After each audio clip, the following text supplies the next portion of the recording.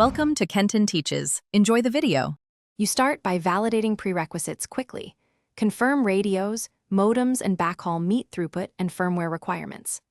Once done, conduct a focus site survey to map signal paths, obstructions and antenna azimuth, and tilt so you know where to aim. Then run a real-time spectrum scan to identify co-channel and adjacent channel interference and measure channel occupancy percentages. These first actions let you prioritize antenna alignment and backhaul tuning. Make sure to record baseline KPIs for the next optimization steps.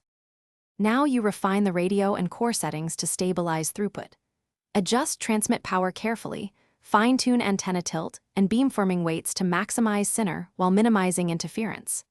Next, enable or reconfigure carrier aggregation and MIMO layers to increase spectral efficiency. Change scheduler and HARC timing to reduce latency. Then apply co-S profiles and network slicing to prioritize critical traffic, and enforce backhaul co-E policies so congestion doesn't collapse user experience. Once these changes are staged, finish by deploying continuous monitoring and automation so stability persists. You configure KPI thresholds, alarms for RSRP/RSRQ and throughput histograms, and set automated closed-loop tuning to adjust power and beams when metrics drift. Add redundancy.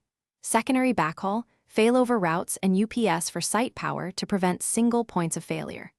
Once live, run full acceptance tests and maintain a changelog. If something goes wrong, the key troubleshooting tip is to revert to the last known good configuration and compare KPI deltas to isolate the change.